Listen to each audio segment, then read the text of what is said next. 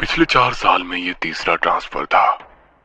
पापा के साथ हम पांचों, हम 4 भाई बहन और माँ भी बार बार इस तरह सामान लेकर यहाँ से वहाँ भागते परेशान हो चुके थे। सबसे ज्यादा दिक्कत आती थी बार बार स्कूल बदलने में, नया माहौल, नए लोग। जब तक हम थोड़ा संतुलित हो पाते, पापा एक नई जगह जाने का आदेश सुना देते।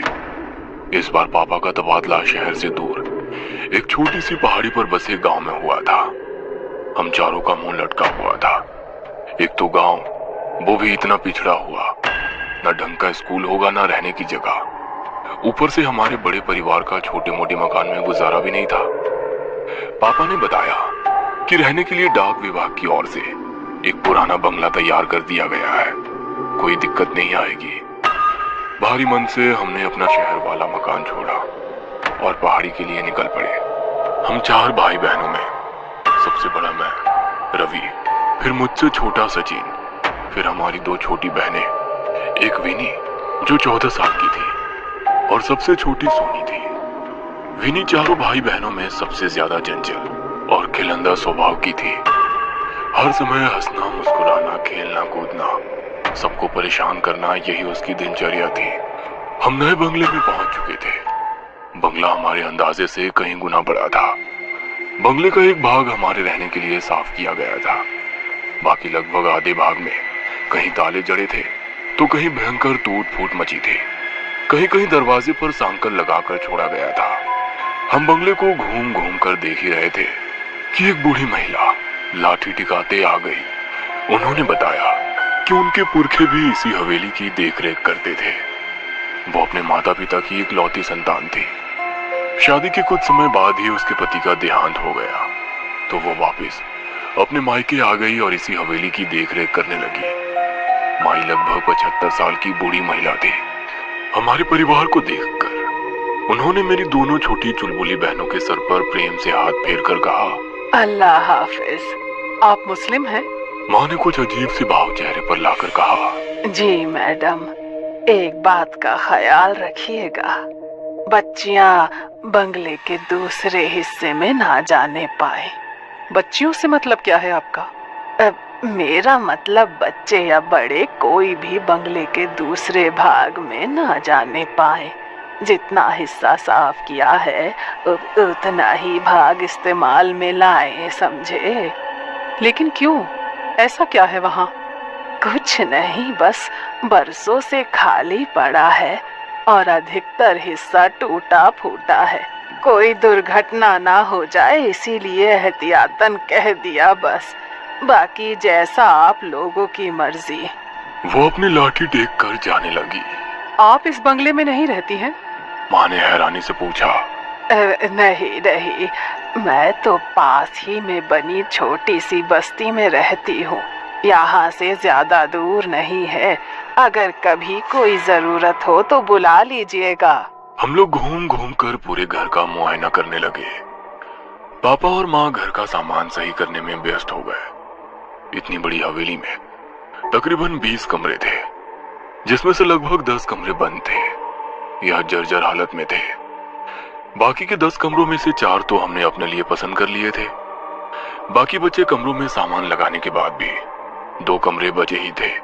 ये बचे 2 कमरे मेरी दोनों शैतान बहनों के खेलने का मैदान बन चुके थे। हमारा दाखिला गांव के ही स्कूल में करा दिया गया था। पापा को मिली सरकारी गाड़ी से हम जब तब आसपास के सुंदर दृश्य देखने निकल जाते थे। पहाड़ी इलाके बेहद खूबसूरत होते हैं। पहाड़ों में प्राकृतिक सुंदरता के अतिरिक्त एक और चीज बहुत प्रसिद्ध होती है, वो है यहाँ के काले जादू और भूत प्रेत की कहानियां। मेरे सहपाठी अक्सर मुझे यहाँ वहाँ के भूतिया किस्से सुनाकर डराते रहते थे। मैं भी घर आकर अपने छोटे भाई बहनों को डराने के उद्देश्य से वो कहानियां और भी मिर्च मसाला लगाकर सुनाता। जब वो तीनों अक्सर डर से रोने लगते तो मुझे अपनी जीत का एहसास होता और मेरे चेहरे पर मुस्कान खिल जाती। हमें यहाँ आए अभी कुछ ही दिन हुए थे। मैं छोटे भाई सचिन के साथ क्रिकेट खेल रहा था। मुझसे तीनों बच्चों का ख्याल रखने का बोलकर माँ काम निपटाकर निश्चिंत होकर सोने चली गई थी। दोनों छोटी बहनें भी खाली पड़े कमरों में धमा चौकड़ी मचा रही थी। जाने क्या हुआ, अचानक एक तेज चीख की आवाज सुनाई पड़ी। वहीं फेंक कर तेजी से अंदर की ओर भागे। चीख की आवाज सुनकर माँ भी अपने कमरे से दौड़ती हुई बाहर निकल आई थी। हम दौड़ते हुए हॉल में पहुंचे। वहां कोई नहीं दिखाई दे रहा था। सोनी के रोने की लगातार आवाजें आ रही थी। मुझे समझते देर ना लगी कि सोनी की रोने की आवाज हवेली के दूसरी भाग से आ रही है। मैंने सचिन का हाथ पकड़ा और दौड़ते हुए हवेली के वर्जित भाग में घुस गया। हर तरफ मकड़ी के जाले और धूल का अंबार लगा हुआ था। सामने देखा तो विनी नीचे बेहोश पड़ी थी और सोनी उसके पास खड़ी जोर जोर से रो रही थी। लगभग उसी समय माँ भी हमारे पास पहुंची। विनी को बेहोशी की हालत में देखकर माँ की चीख निकल गई। किसी तरह विनी को लेकर हम बाहर हवादार कमरे में आए। सोनी को पुचकार कर चुप कराने के बाद मैंने उससे पूछा, तुम चीखे क्यों और विनी कैसे बेहोश हो गई? भैया मैं नहीं चीखी, मैं तो विनी को खोजती हुई बाहर हॉल में गई थी। वो शायद अंदर वाले कमरे में छिपने गई थी। उसकी चीख की आवाज सुनकर मैं भाग कर आई तो वो ऐसे नीचे पड़ी हुई थी। सोनी ने सुबकते हुए बताया। माँ विनी को देखकर रोने लगी थी। मेरी हालत भी खराब हुए जा रही थी। माँ को संभालूं, सोनी को संभालूं या फिर बेहोश पड़ी विनी को देखूं। सचिन दौड़कर 2 गिलास पानी ले आया। एक गिलास माँ को थमाकर दूसरे से विनी के चेहरे पर छींटे मारे तो वो धीरे धीरे होश में आने लगी। विनी को कुशल मंगल देखकर माँ और सोनी का रोना थम गया था। माँ ने प्यार से विनी के सर पर हाथ रखकर पूछा, क्या हुआ बेटा, तुम बेहोश कैसे हो गई? ओ माँ, मैं छिपने के लिए जगह ढूंढ रही थी। वहाँ उस कमरे के दरवाजे पर साकल बंद थी और उस पर रक्षा सूत्र बंधा हुआ था। मैंने उसे खोलकर कमरे में जैसे ही प्रवेश किया, वहाँ सब धुआं धुआं सा दिखने लगा। कुछ अजीब सी महक आ रही थी। वहीं से मैंने बाहर निकलने की कोशिश की तो लगा जैसे बाहर आने का रास्ता ही खो गया है। मुझे बहुत डर लग रहा था, इसीलिए मैं डर के मारे चीख पड़ी। उसके बाद मुझे नहीं पता मैं यहाँ कैसे आई। विनी ने पानी पीते हुए बताया। मतलब तुम कमरे के अंदर थी तो बाहर कैसे निकली? तुम तो कमरे के बाहर नीचे पड़ी हुई थी, सचिन ने कहा। मुझे नहीं पता भैया, लेकिन मुझे बहुत डर लग रहा है। अब मैं कभी उस तरफ नहीं जाऊंगी, विनी ने जवाब दिया। उस समय विनी को शांत कराना ज्यादा जरूरी था, इसलिए बात को वहीं रफा दफा करके मम्मी उनके लिए हलवा बनाने की तैयारी में लग गई। इस घटना से कुछ बातें मेरे मन में खटक गई थी। अगर विनी की बात सच है तो वहां दरवाजे पर मैंने कोई रक्षा सूत्र बंधा क्यों नहीं देखा? दूसरी बात, कमरे से विनी बाहर कैसे पहुंची? अंदर धुआं कहां से और क्यों आया? कैसी महक की बात कर रही है विनी? मन में विचित्र ख्याल आ रहे थे। बीच बीच में अपने सहपाठियों की भुताह कहानी भी याद आ रही थी। आज तक जिन कहानियों को मैं मनोरंजन के लिए सुनता था, आज मुझे उनके बारे में सोच सोच कर सेहरन हो रही थी। पूरी रात नींद मेरे साथ आंख में चौली खेलती रही। सुबह तक मेरी लाल सुर्ख आंखें मेरी रात्रि जागरण की चुगली कर रही थी। मैं कमरे से बाहर आया तो पता चला विनी को बुखार हुआ है। मैं फिर से चिंतित हो उठा था। शायद उसके अंदर डर बैठ गया था, जिसकी वजह से उससे बुखार आ गया था। दिन भर मम्मी विनी की खातिरदारी में लगी रही, लेकिन उसका बुखार कम होने का नाम ही नहीं ले रहा था। रात गहराते गहराते उसका बुखार सीमा से परे पहुंचने लगा था। वो बदहवासी में रात भर कुछ कुछ बड़बड़ाती रही थी। सुबह होते ही पापा की सरकारी गाड़ी में उसे अस्पताल ले जाया गया। अगले 3 दिन इसी तरह बुखार में तड़पते बीत गए। मम्मी पापा हॉस्पिटल में ही विनी के पास ही थे। आखिरकार चौथे दिन खबर मिली कि विनी की हालत में कुछ सुधार आया है। अगले 2 दिन और अस्पताल में बिताने के बाद विनी घर आ गई थी। विनी हम सबकी जान थी। उसके घर आने से हम सबके चेहरे की रौनक लौट आई थी। सब लोग धीरे धीरे सामान्य हो रहे थे, बस एक को छोड़कर। विनी अब पहले की तरह उछल कूद नहीं करती थी। अक्सर एक जगह पर गुमसुम सी बैठी रहती या हमें खेलते देखती रहती। पहले तो हमने इसे बीमारी की वजह से पैदा हुई चिड़चिड़ाहट और कमजोरी समझा, लेकिन यह सिलसिला अंतहीन हो गया। विनी अब कम ही बात करती थी।